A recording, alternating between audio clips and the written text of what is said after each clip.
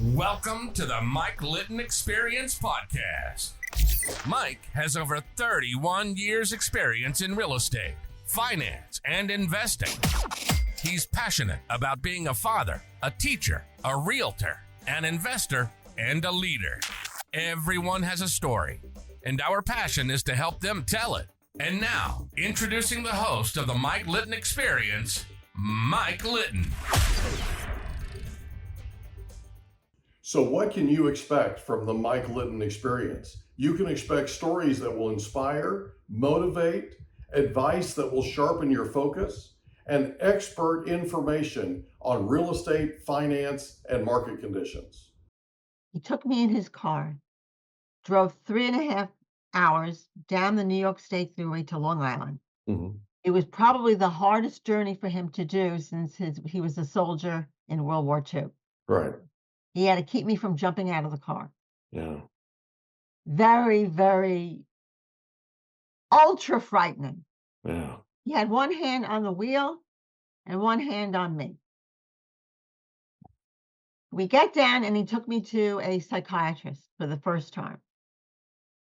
It was very foreign to me. I was always a healthy child. I never had any medical issues, blaring medical issues or anything. Right. But anyway, so this is the first time that I'm really taken sick, Yeah. seriously. Mm-hmm. I saw the doctor. I sat there in his office for about 20 minutes, not saying a word, because in my head, the revolution was still going on and I was going to be captured. So you're still dealing with the effects of this? I'm still dealing with it. It didn't Wow. go away. It went, it came, it went, it came. So I'm sitting there and he didn't say much. He didn't say anything really. He was like a Freudian for his whole career with me. He was a Freudian style psychiatrist where he would say minimal words and let me free associate, me talk about my experiences, about events. I had to do all the talking, and he would never offer any kind of common sense or shared experience or anything warm. Wow. That was the nature of his kind of conduct as a therapist. Yeah. Anyway, so he informed my father that I had a nervous breakdown and I can convalesce at home. So after that, he took me home and my mother was there. And my mother, she had a hard time dealing with this whole situation. It's sort of like she couldn't really hug me and say everything will be all right. It was not her nature to do that. Yeah.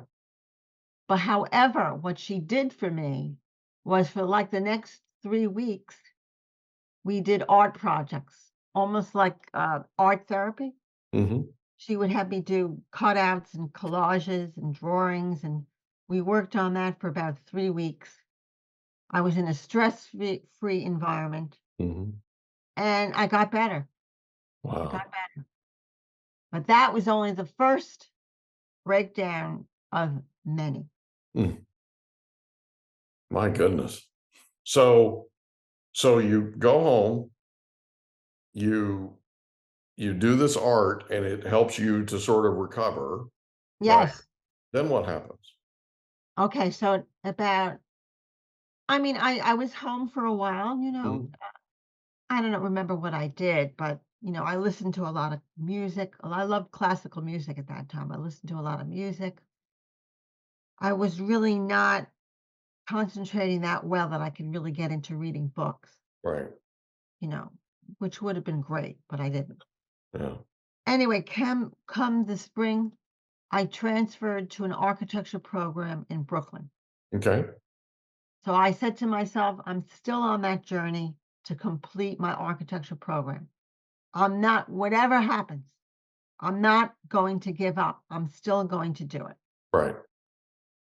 When I was enrolled, the frustration that I had with drawings and communicating my designs was a little bit better. Not great, but it was a little bit better. I did not do fantastic drawings, but I managed to pass and to get along in the school. Right. I made friends, Mm-hmm. but I really didn't connect that much. Okay. I didn't connect. Yeah. They were acquaintances more or less. The reason why is because I never shared my nervous breakdown Right. experiences with anyone. I was on a level ashamed of it, Yeah. and I thought that they would think I was crazy or didn't accept me. Yeah. So in a way, I led a very double life because I had more breaks in school. Hmm. I led a double life.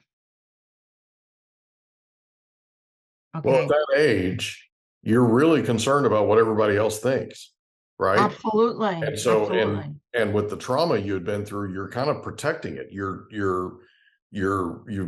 build up some protection, some wall, right?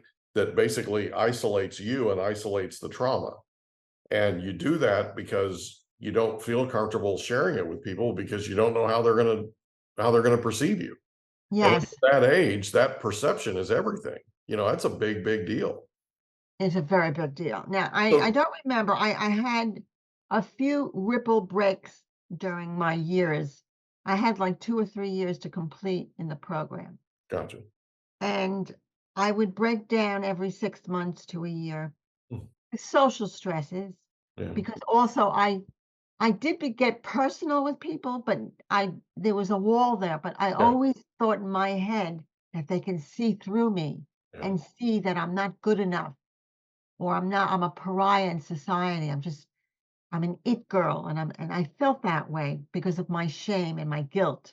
Yeah. Well, and it's also a whiplash effect from that protection, right? Because you're protecting that trauma. And as you protect that trauma, it builds up inside of you. It affects your self-esteem, it affects your confidence, it affects everything. Yes, and the self-esteem was really low and Yeah. it compounded itself. Yeah. Because as that grows and gets worse and worse and worse and feels bigger and bigger, right? It affects Yes. your self-esteem and your self-confidence in a negative way. Oh, yes. You almost get to a place to where you're almost paranoid. Yeah, Yeah. absolutely. Each ripple that I had, I Yeah. definitely was a paranoia there. So how long Paranoia. were you in architecture school? Were you in 3 Okay, years? I was at the time that I went to the school in Brooklyn, Right. about 20, 21 and a half, 22 years old. Okay. But you were in for about 3 years, you think? About 2.5, 3 years, Okay. 1981, the spring, I Gotcha. graduated, or the Okay. summer, somewhere around there. Yeah, I got you. And all in between these ripples and nervous breakdowns during school, Mhm. again, I had friends. I had like a boyfriend. Mhm. I traveled in 1979. I went with the architecture group, a seminar we took in Finland for Wow. 2 weeks. And we studied the works of Alvar Aalto, Mhm. beautiful architecture. I managed to do that without breaking down. I managed. I really managed. Amazing. Yes. So really in between these episodes, and I will get into other episodes after college, Right. but in between episodes, I had friends, acquaintances, I'm going to call them acquaintances, Right. boyfriends. Yeah. I continued my school. I traveled. I tried to do everything I could as a 22, 23, 24-year old. To kind of piece your life back together. Yes. And then I also took in 1980, I took a trip to Paris Mhm. with Columbia University, and I took a course on the city of Paris, Haussmann's Paris. He Okay. renovated the Paris. He widened the boulevards Mhm. and made it the Paris of today. So we Yeah. studied that and history and everything. I was there for 6 weeks, Wow. and I had lived with a Lebanese. I rented a room in an apartment with a Lebanese woman, an Mhm. older Lebanese woman, and her son lived in the apartment. So that was kind of like a support system for me, Sure. inadvertently. Yeah. So that kind of held me together in that trip. Mhm. Nothing happened. It was a good trip. That's good. But meanwhile, okay, in 82, after I had graduated, and I went to a party in Manhattan, a friend of mine who was a good friend again, but still that distance, Right. but a good friend. Yeah. She was from Ireland. She came to America years before, but she's from Ireland. She became a close friend of mine during the years. I've known her for many years. She had a friend there with her husband, a friend and her husband. They had gone to Greece and they Okay. spoke about it. And I said, "Wow, I'd love to go to Greece." Yeah. I was like really into like learning different cultures and seeing the buildings, always visual, always seeing Mhm. buildings. So I said, Yeah. "I've got to go see the Parthenon. I've got Yeah. to go." It's important. So, and I went, all right, about 3 weeks later, I had made this plan to take a 7-day tour of inland Greece, the Mhm. ancient ruins, Mhm. and then 7 days henceforth at Club Med. Club Ooh. Med in those days, it was on island, Mhm. it was like a whole social kind of a thing. Yeah. All-inclusive resort. Those were cool. All inclusive, yes. And at that time, it was even more so than now. Yeah. Now it's cruise ships, there's not much Club Med. Yeah. But anyway, so I had gone myself with nobody. I signed up for the tour and I was on the plane to Greece and I befriended this woman and her husband, and they were touring Greece on a different trip, Mhm. but doing touring. I got very personal. I spoke very personal about all my situations of boyfriends and whatever I said, I was like complaining to her and everything. So I got too personal. So getting too personal kind of struck a nerve in me again, like this thing about I'm transparent, and what if they know how low self-esteem I had, and what if they knew what I went through and they could see right through me? It was a paranoia kind of a thing. So that Yeah. set off a chain reaction for the whole thing. That's that trauma again. That's that It's same like, thing. it's like post-traumatic stress to my Yeah. nervous That's breakdown. exactly what it is. Yeah. That's Yeah, exactly what so it is. goes on. So I get to the hotel, kind of a downtrodden hotel, Mhm. in Athens. Mhm. And that day and the following day, I went to before the tour, I had like half a day. I met this couple at the Parthenon and we climbed the steps all the way up to the cliff to the Parthenon. Mhm. Wow, what a vista. Felt Mhm. like a little peanut next to this tremendous, tremendous ancient masterpiece. Yeah. So that struck me. So Mhm. that kept me going. Yeah. That admiration. Anyway, I left the couple. They went on their own. I never saw them again. Following day, I went on this bus tour. Mhm. Well, on the bus, all foreigners except for 3 Americans. All the foreigners spoke different languages, Mhm. were in their own little cliques. Mhm. I befriended this elderly gentleman who spoke English. I guess he was American. I forgot where he was from. And I sat with him on the bus. He was much older than me. Like 30 years. It was a very strenuous trip.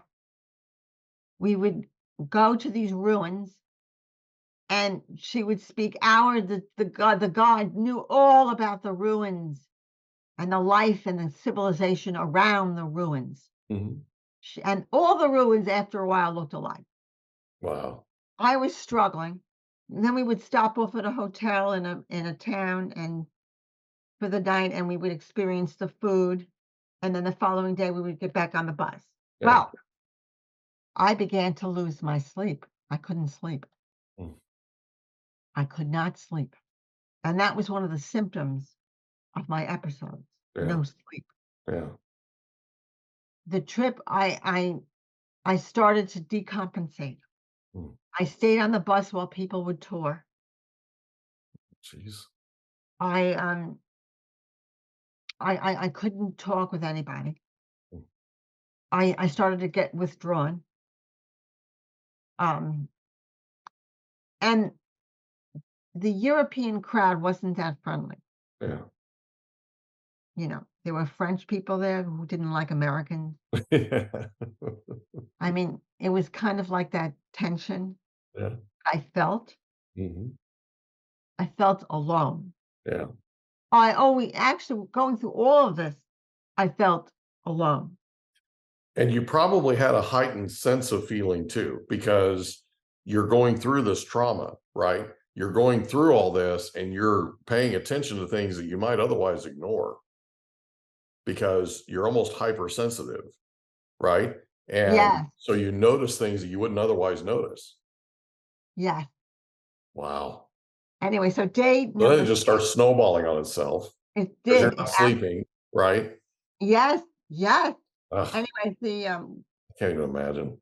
yeah, and I started kind of like mildly hallucinating. We went to, I think the 6th day, I forgot the name of the place. It's where Apollo and the gods, they had like I forgot, it was a big, beautiful cliff stone with the ruins. And I started jittering, imagining that there were faces of my parents in the stone when I looked out of the bus, when I was there and everybody else was going. I can't think of the name right now of the place, but anyway, it's famous. Yeah. And then I was deluded and I said to myself, if I'm married, I'm not going to go through all this. I figured if I get married, it's going to solve my situation. Hmm. So here I am in my delirium. I walk up to the bus driver and I asked him if he would marry me. Crazy. And he got up and he said, "Go to the back of the bus." He was very threatened for his job.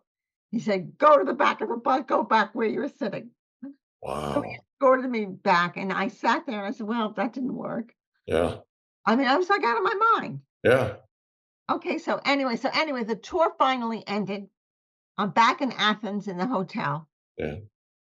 This goes on for 7 days now without sleep. Unreal. That night, okay, before I was supposed to go to Club Med. This, Mhm. this is the 7th night. Right. I just was tortured. I couldn't sleep. I tried to sleep. I couldn't sleep in my room. It was torture that I just couldn't. I was so overtired. You know how that is when you're overtired and you can't sleep. Yeah. So I went to the top of the hotel where the concierge was having a smoke. And I said to him, "Penny for your thoughts." And he said, "Go back to your room. It's dangerous. Go back to your room." Hmm. I went back to my room. Then I got up and I went to the front door and I walked out of the door of the hotel Mhm. and I started to walk the streets of Athens at 12 at night or whatever it was, 12 or 1 in the morning, Right. wandering the streets of Athens. Luckily, this is really something that out of the blue, a soldier dressed in uniform asked me if I had a light for his cigarette. Wow. I said, "No, I don't." He goes, "Let me escort you around the city." So he and I walked all around Athens to wealthy neighborhoods, to poor neighborhoods. And then he walked me back to my hotel. That was about 6 in the morning. Right. I said to myself, forget Club Med. I have to go back to New York. Right. I got my stuff. I got in a cab. I said, take me to the airport. Mhm. I got in the airport. I managed to find a flight attendant and said to them, I am sick. I have to return to New York now. Right. Didn't stop there. I got the plane. That would never happen today. Right. Never in a million years. I got the plane, a big 747 two-story. Mhm. I'm sitting in the seat in the plane by the window, and there's a young lady next to me trying to make conversation with me, but by then I was comatose. I couldn't talk to anybody. I just sat there, disheveled because I haven't slept for 7 days. Right. Disheveled. Yeah. I haven't changed clothes, nothing. Exhausted. Yeah.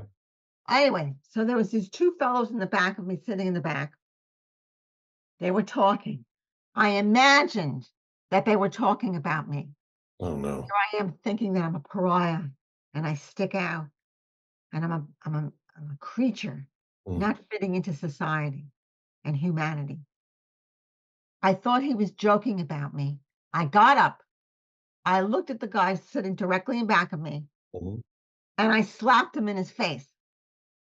Now, by then, everybody was shocked. They thought there was going to be um, a battle.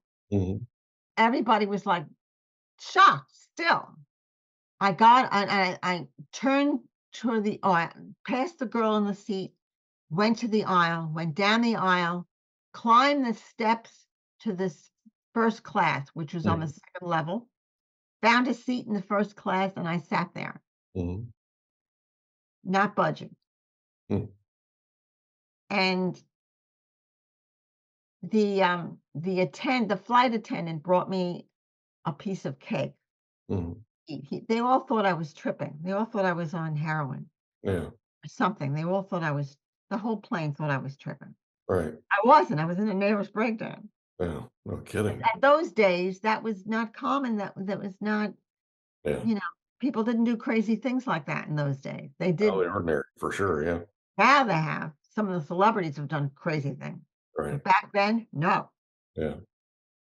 Anyway, so I managed to sit there. And when the plane landed, everybody got out. And the transportation police came up the stairs and handcuffed me and brought Wow. me to the transportation police Yeah. precinct in the airport. Wow. I had them call my father. My father came and took me. And then we went to the psychiatrist again, who was ineffective. He never asked me, was I sleeping? He never Right. asked me, and I could never communicate my symptoms. Yeah. I just couldn't, I didn't know enough to Well, it's say, hard when you're I'm sick. struggling like that, you know? So we're running a little bit low on time. So Okay, let's talk about the book for a second. okay, So, what made you write the book? okay. So in 2010, I had a breakdown and I haven't had one since. Okay. I decided to write the book because I thought, with all these experiences and things, I can help people Yeah. I because there are a agree. lot of people, maybe not to the danger zone that I did, Right. but there are a lot of people struggling and depressed and lingering crazy stuff that they can't put their finger on. Yeah. So if they read this, they couldn't go, yeah, I mean, she's going through this and I'm going through something like this. Well, you felt like a pariah. You felt like you were on an island by yourself emotionally, right? And Yes, like you were walled off. When people read your book, they now know they're not alone. They now know that this is not that out of the ordinary. They now know that there's somebody out there that's experienced something similar to them. I'll bet this will save a ton of people. absolutely. And there's more episodes. Yeah. Very quickly, I had a very Yeah. devastating one where I went 7 days without sleep, Mm. paranoid that my apartment were going to persecute me. I was in an apartment building on the third floor, and I had gone to this psychological workshop. Again, that was a stress killer. Yeah. And on the seventh day on Halloween, I had gone 7 days. I said, I have to go out of my apartment. I can't go out the front because they're going to kill me. Oh So I wow. went out the window. I fell 30 feet. I planned my fall, fell 30 feet. And after that accident and all the hospitalization and surgeries, I found the right doctor, a high risk psychiatrist, and Yeah. my life began to turn. And you wrote the book. So in the book, you talked about the experience with the high risk psychiatrist. Yes, I did. His name is George. He So was people, common yeah. So we sense want to. doctor. So you're giving people the tools to be able to Yes. deal with this kind of thing, and that's Not only incredibly that, but to important, look Ruth. for the right therapist. You have That's to. incredibly important. I'm telling people, if you're not effective, if it's not effective in 3 or 4 months, look for some other therapist. Yeah. Same with medication. Yeah. Right now, we have a lot of medication. Yeah. If one medication is not working after 3 months, try another medication. It's all trial and error because it's a very gray mental illness is very Well, gray. and be your own advocate, right? tell your medical professional what you're dealing with. Tell them it's not effective.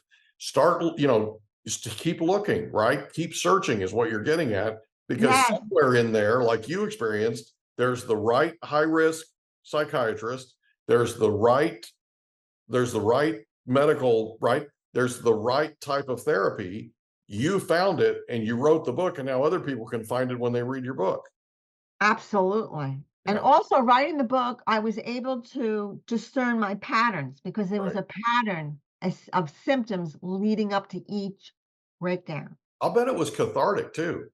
I'll bet Very that was cathartic really and very revealing. detailed. I have Yeah. real strong memory of everything that happened. Yeah, Everything I can down tell to it's the detail. detailed. I can tell Yes. just from our interview that it's detailed. Yes. Well, Ruth, thank you so much for being our guest on the Mike Litton Experience. We're going to put a link to your book on your description on the podcast so we can Yes. get the word out. Okay. Also artwork. I thank you turned enough to for being being a on here. painter. I turned to being a painter from an Yeah, architect. I love that. I saw some of your work online. You're really good. Thank you. You're really talented. Thank you again so much for being our guest on the Mike Litton Experience. Thank you for having me. I thoroughly enjoyed our time together. Me too. Thank Thanks, you. Ruth. Take care. We hope you enjoyed another episode of the Mike Litton Experience. If you did, do us a favor, smash that subscribe button, tell your friends, family, and coworkers about our program, and wherever you get your podcasts, please leave us a rating. It helps us to connect with quality people just like you. And that's a wrap. Another episode of the Mike Litton Experience in the books. Reach out to Mike on Instagram at Litton Realty. Want to meet with Mike? Check out calendly.com/Rio760.